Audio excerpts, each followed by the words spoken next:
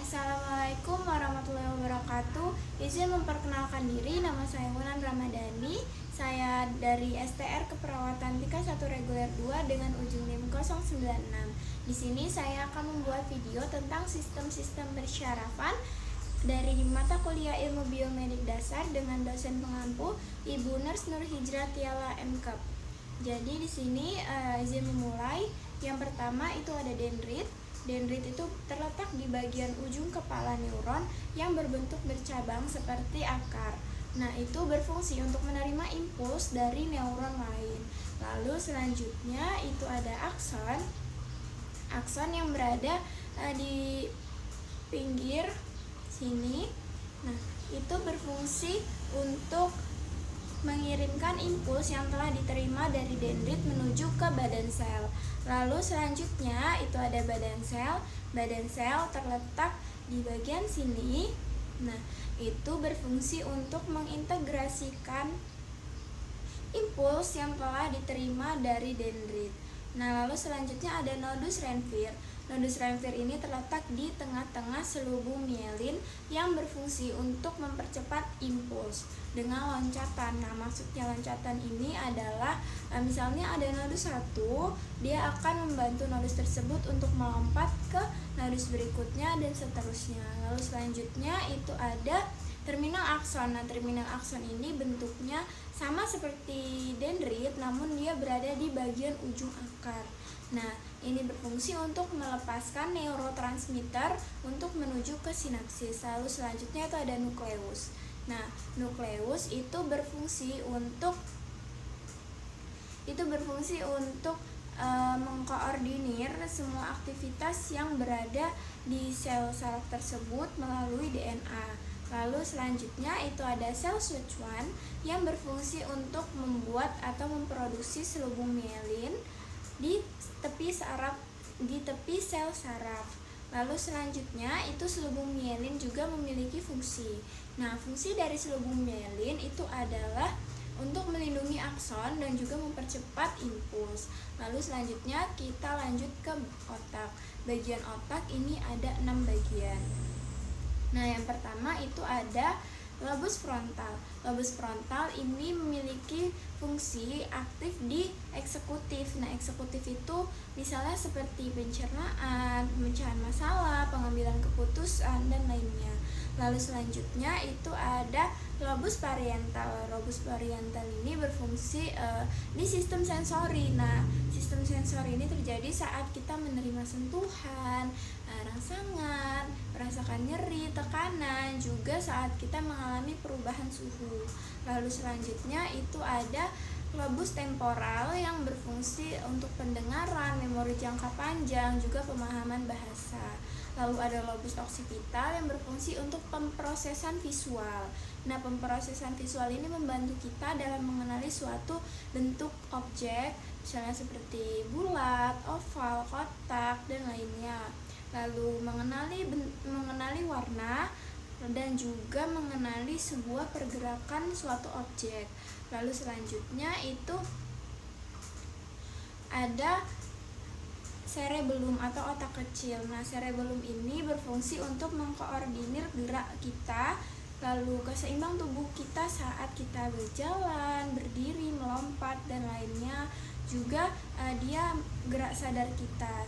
Lalu yang terakhir itu ada spinal cord atau batang otak yang memiliki fungsi sebagai jalur utama untuk komunikasi antara tubuh dengan otak. Lalu selanjutnya kita masuk ke saraf kranial. Nah, saraf kranial terdiri dari 12 bagian. Yang pertama itu ada olfactory nerve. Olfactory nerve itu berfungsi di indera penciuman. Lalu selanjutnya itu ada opticus nerve di bagian optik atau penglihatan. Lalu selanjutnya ada maculator nerve yang berfungsi untuk pergerakan pupil membesar atau mengecil saat cahaya itu terang ataupun redup. Lalu selanjutnya itu ada trochlear nerve yang berfungsi untuk memutar bola mata. Jadi saat bola mata kita bisa terputar seperti ini. Nah, saraf tersebut itulah yang bekerja. Lalu selanjutnya ada 3 medial nerve yang berfungsi untuk merasakan sentuhan di wajah kita, juga dia mengontrol aktivitas otot yang berada di dalam mulut kita. Lalu selanjutnya itu ada abducens nerve yang berfungsi untuk menggerakkan mata kita secara abduksi. Nah, abduksi itu misalnya bergerak ke samping, seperti kita mau melihat ke arah kanan tetapi kita tanpa menolehkan kepala kita, seperti ini dan juga seperti ini. Lalu selanjutnya itu ada facial nerve.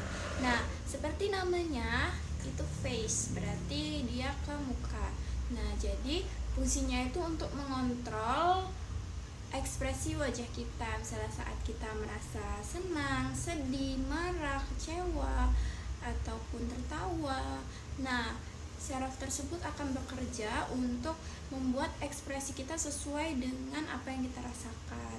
Lalu selanjutnya ada vestibulocochlear yang berfungsi untuk mengirimkan informasi suara dan keseimbangan di telinga bagian dalam ke otak. Lalu selanjutnya itu ada glosopharyngeal yang berfungsi untuk merasakan rasa di lidah bagian belakang serta gerakan di tenggorokan. Lalu selanjutnya itu ada vagus nerve yang berfungsi untuk mengontrol aktivitas dan juga mengatur aktivitas di organ-organ bagian dalam seperti jantung, lalu paru-paru, serta sistem-sistem pencernaan. Lalu selanjutnya itu ada accessory nerve. Accessory nerve itu berfungsi untuk menggerakkan kepala kita dan juga bahu kita. Misalnya seperti saat kita ingin melihat ke kanan, kita menggerakkan kepala kita ke kiri, ke atas, ke bawah, serta menggerakkan bahu kita ke atas juga ke bawah. Nah, lalu selanjutnya yang terakhir itu ada hipoglossal yang berfungsi untuk mengontrol aktivitas lidah. Misalnya saat kita berbicara nih, lidah kita akan bergerak untuk membuat kita berbicara atau mengeluarkan suatu kata.